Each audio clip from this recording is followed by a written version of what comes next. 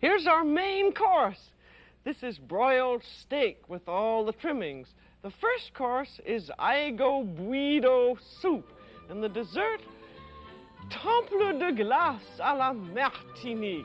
And wait till you see what Aigo Bouido is when we do this three-course steak dinner next time on The French Chef.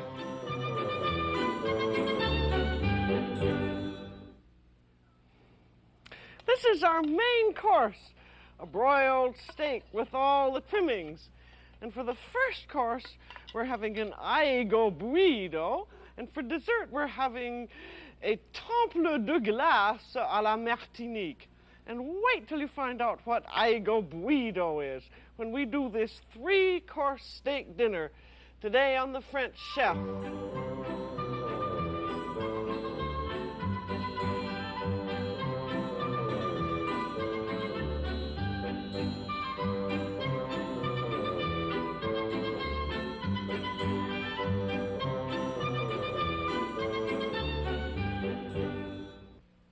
The French Chef is made possible by a grant from the Polaroid Corporation and a grant from Hills Brothers Coffee Incorporated. Welcome to The French Chef. I'm Julia Child. Today we're doing a three-course steak dinner, and along with the steak we're having a little chocolate. That's for dessert.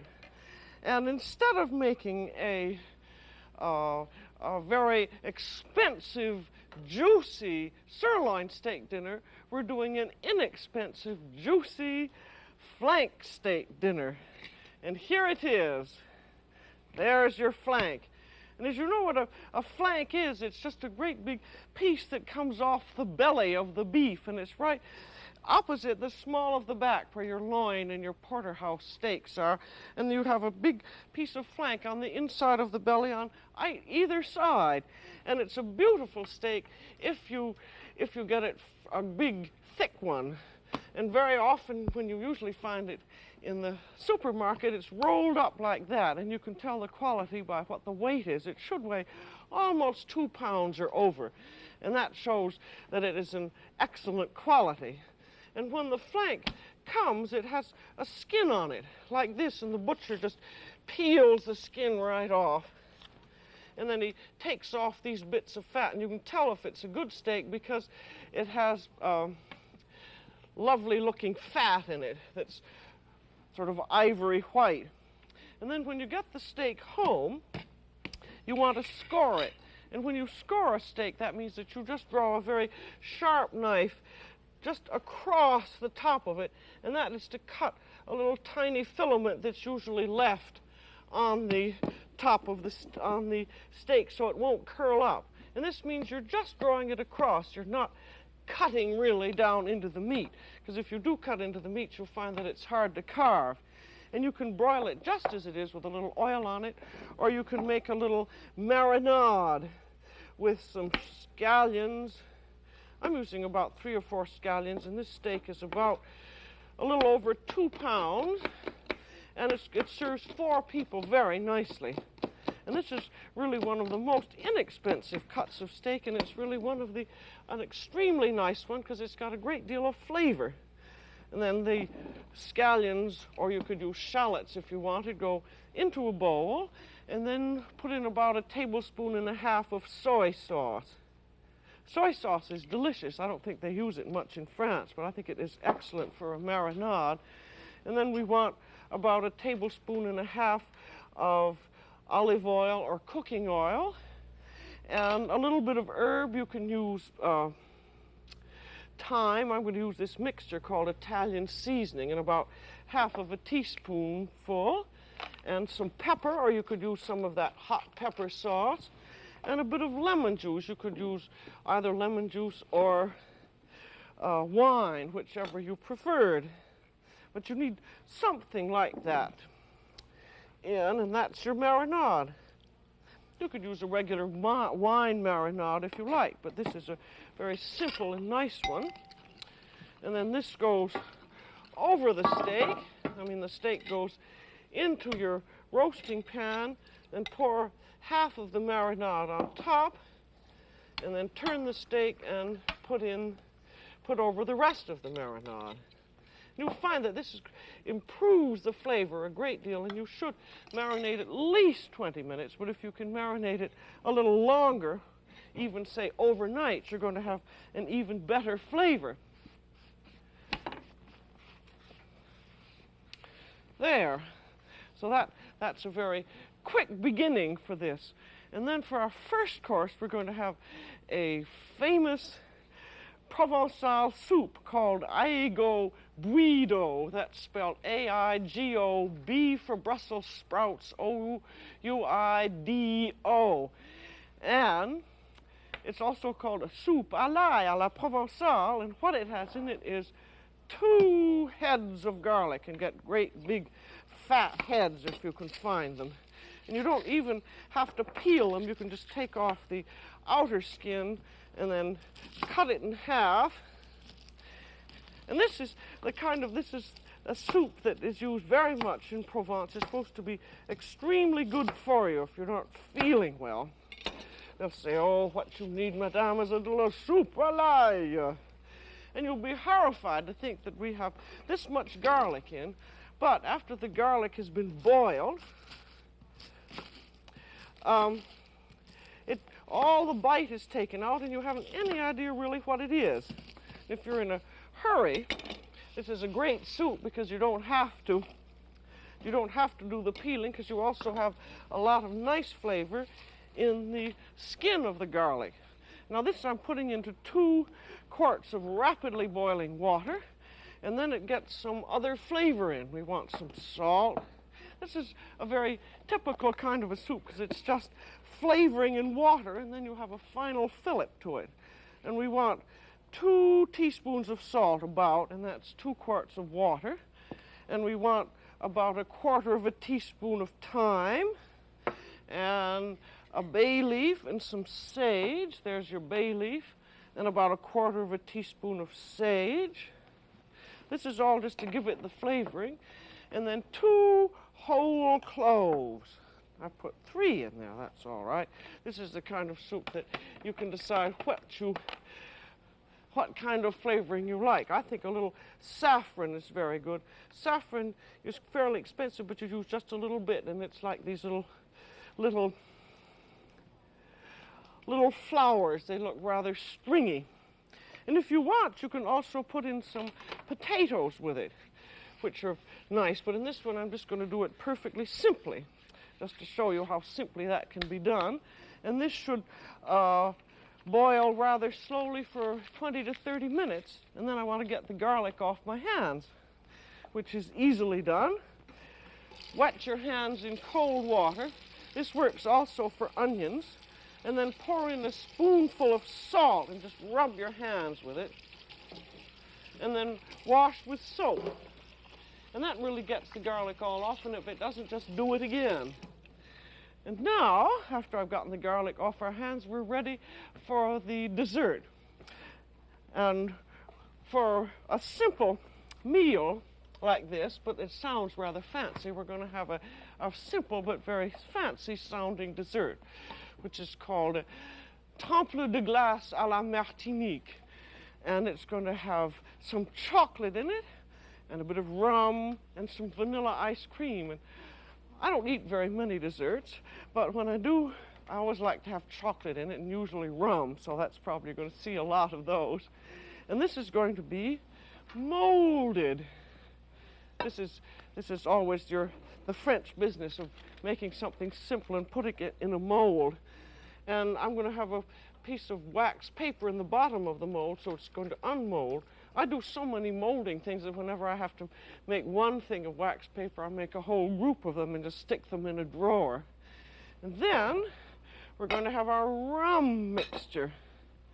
And for this, you want diluted rum. And you'll see why later. I'm going to put in about 1/2 cup of dark rum and 1/2 cup of water, at least, and then sweeten it with a bit of sugar, about a good tablespoonful, and then stir it to dissolve the sugar. And then what we're going to line the mold with is either strips of stale sponge cake or lady fingers. And you can use anything that you can get at your market. You can even use these miserable spongy lady fingers that you usually have, see, or if you have an Italian market, the kind that we have, you can get Italian lady fingers. And they're going to line the mold, so I'm going to cut some of them a little bit, and they're going to be dipped into the rum. So there, that big fat lady finger is going to get dipped in the rum. It really, as you see, it's not going to make a great deal of difference exactly what you use in the quality, because it's going to be with this rum flavoring that fixes up a lot, and then it's going to have a little chocolate on the top. So I'm just putting them in there and pressing them down, and just, if you have those sort of spongy kind of lady fingers, just dip them in very, very quickly. And then you're going to take lady fingers or whatever you have and cut them in half and line the sides of the mold. If you have big lady fingers like this, it goes very quickly. And then there's going to be chocolate in. I think one thing, when you're in a hurry, it's amazing, some of these things that are very, very quick, but look very fancy, particularly when they're molded. And then we have our chocolate. And a little bit, this is just plain, ordinary, semi-sweet chocolate melted with a little bit of water, leaving it rather thick. And just put a little bit of chocolate around the side of the mold. Then the ice cream goes in. And this, I hope, is going to be soft enough to go in quickly. But this is just plain store-bought vanilla ice cream, and I'm going to beat it up. If it's too hard, you can beat it up in an electric mixer. And then that's going to go in with layers of lady fingers. If you don't happen to like chocolate and rum, you could use any other kind of a combination that you thought might go nicely. You could use orange ice and just leave out the chocolate. And then put the ice cream in. And then if you have any lady fingers left over, just dip them in and stick some on top in layers, and then put a little more chocolate on top.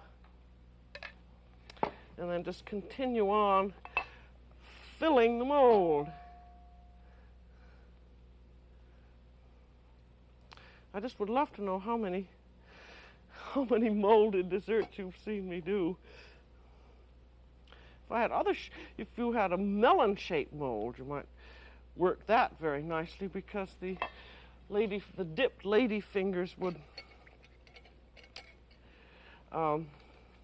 if you got them a little bit soggy, they would fit the shape of the melon. Now this is a 6-cup mold I'm using, and it's taking about a quart of ice cream. It just depends on how many lady fingers you have. And if you end up with not quite enough ice cream, you can just put in some more lady fingers. I'll even put in 2 squashy ones, because it isn't going to make any difference once that you have all this rum and chocolate. And there, I'll put a little bit more chocolate on, and then put a cover on of plastic wrap, and then this goes into the freezer. And this you could do, heavens, a week ahead of time, but it should stay in the freezer for, 2 or 3 hours. And then, after it's been in for 2 or 3 hours, you unmold it.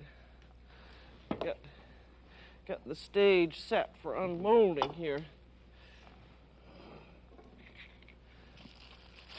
There's your plastic wrap, and then always take a little take a little knife and go around the edge to make sure that it's going to unmold properly. The nice thing about this kind of dinner, you can get almost everything done way ahead of time. Now we hope by pushing it and seeing that it's moved, you're pretty sure it's going to unmold properly. Now, there. And now with this you could serve it as it is, but I think it should have a little bit of chocolate on top. If you wanted to, you could let some drip down the sides.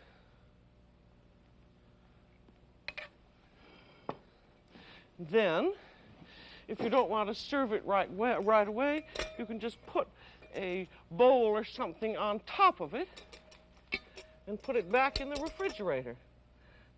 Hope that that bowl is just the right size, which I think it is, and then put it right back into the freezer, and then you're ready to serve it whenever you like.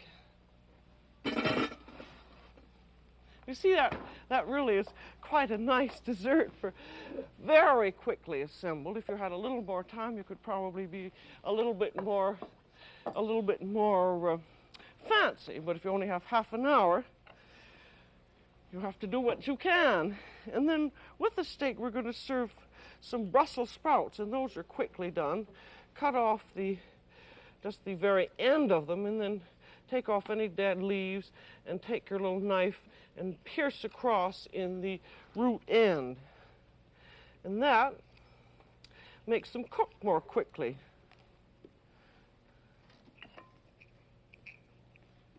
And this is just a small amount of Brussels sprouts for a garniture.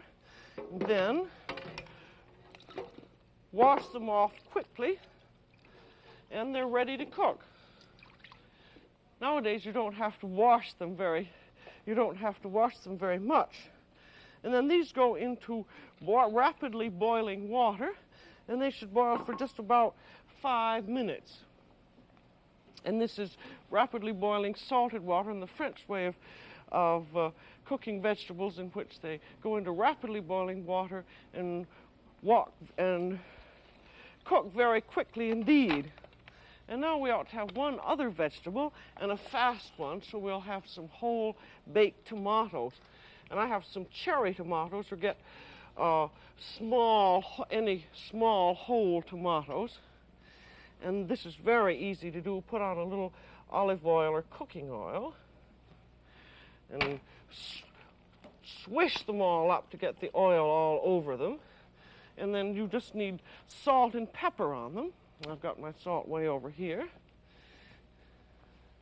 And this, you can get this seasoning all done ahead of time, and then bake them whenever you're ready. And they only take 5 to 7 minutes to bake in a hot oven.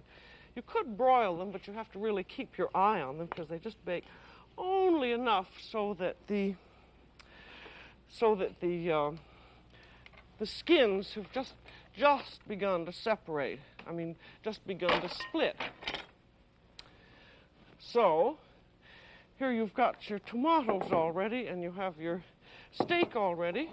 And if you're ready to cook them, which I am, in they go.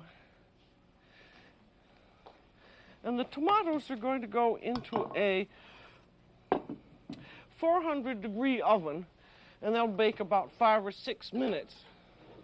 And then the steak is going to go under a red-hot broiler, and you notice you have left it flat in its pan, and the broiler is red hot.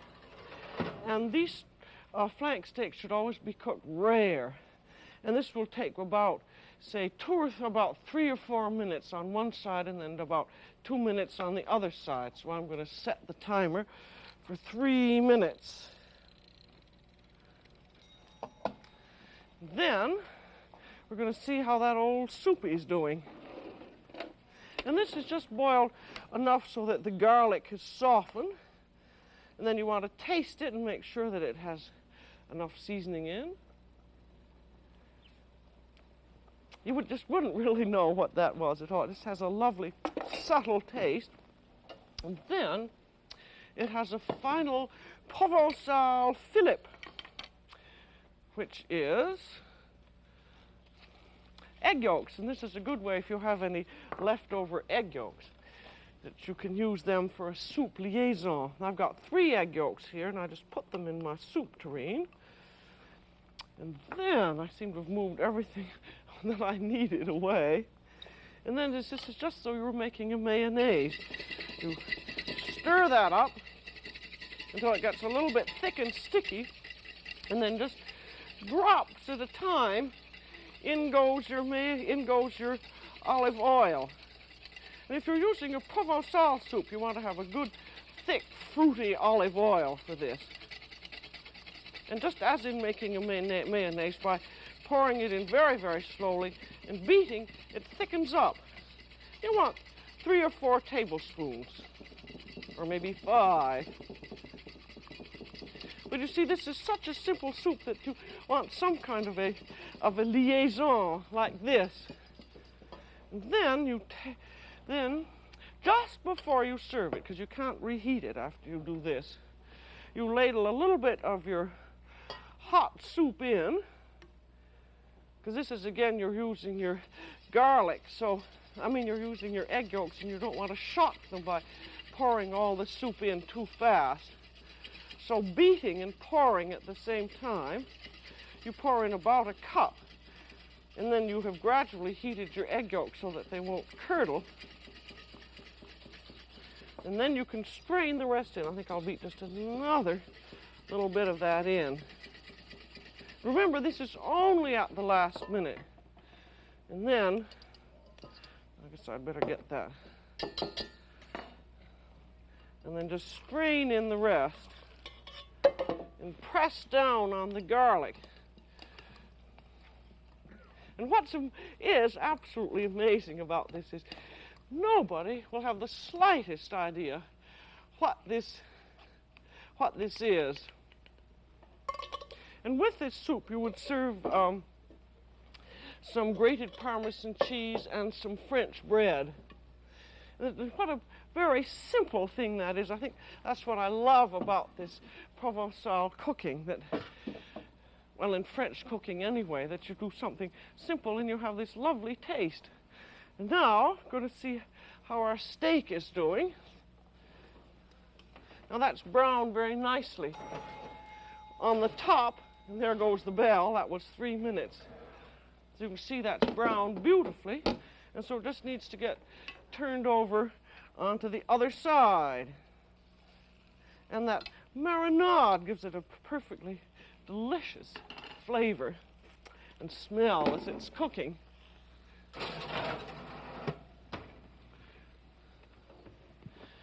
And then we'll see how our Brussels sprouts are. Now, the nice thing about these Brussels sprouts is, see that if you cook them in rapidly boiling water like this, it only takes about 5 or 6 minutes for them to cook. And as soon as you can do them ahead, and if you just have a small quantity like this, leave them out, and then just before serving, you can put them in and reheat them again. Or you can arrange them in a baking dish in one layer and put salt and pepper and melted butter on, and then cover them and heat them to sizzling just before you are ready to serve. I'm going to see how these tomatoes are doing. They need just about a minute more. And I'm going to see how the steak is. That's doing very nicely. So we're almost ready to serve. I'm going to get the various, set the stage for serving now. Get some of these things out of the way. Whenever you have to do one of these dinners fast, remember that you've got to do some planning ahead of time. And if you have everything out and if you keep a little list of what you're doing, you'll find that it works out very well. And keep notes of any menu that's really successful. So there comes the steak out. I can't seem to hold on to my pot holders today. And I'm going to take the tomatoes out.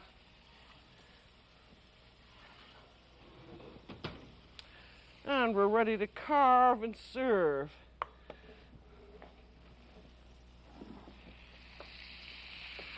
Now, the important thing I want you to see is how you carve a flank steak. Get this out of the way. And that is, you have to carve it in a slanting way, because the grain of the meat goes lengthwise, and if you carve it in very thin slanting slices, it's tender. And this is beautifully rare and juicy. And be sure that you have a great big sharp knife. You see, those are slanting slices. I just carved it here so that you could see how it worked. Get this out of the way. And then arrange it nicely on your platter.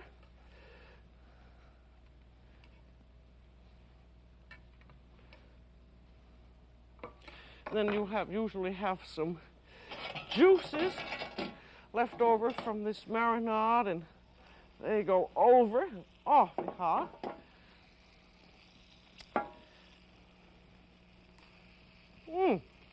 Looks lovely. And then the vegetables go on. Put the tomatoes around. And there are always a few little juices from the tomatoes. This is such a big flank. I don't know if I'm going to have room for my Brussels sprouts, but I'm going to put them on anyway. Maybe they should be served in a separate dish.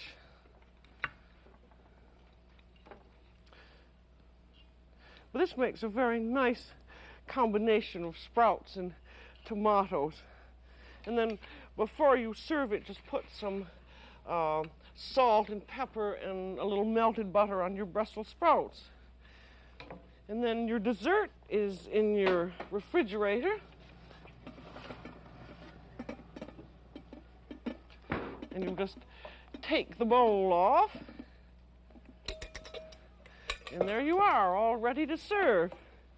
Turn a little of this heat off. And of course, this is really sort of an assembly job of dinner. And so here is our whole dinner on the table.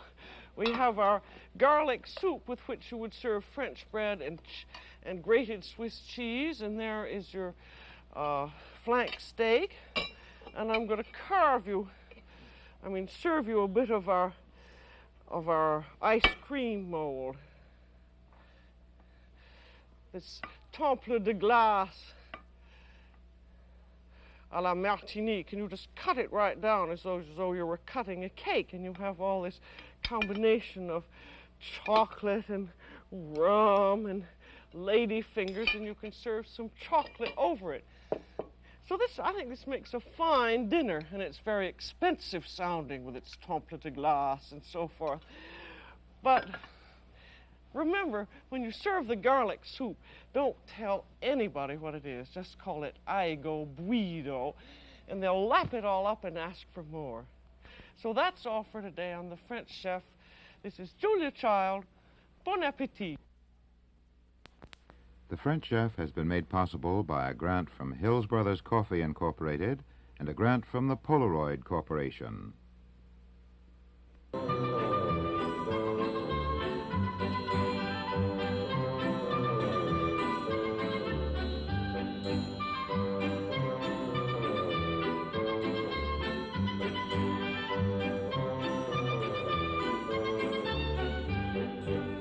Julia Child is co-author of the book Mastering the Art of French Cooking.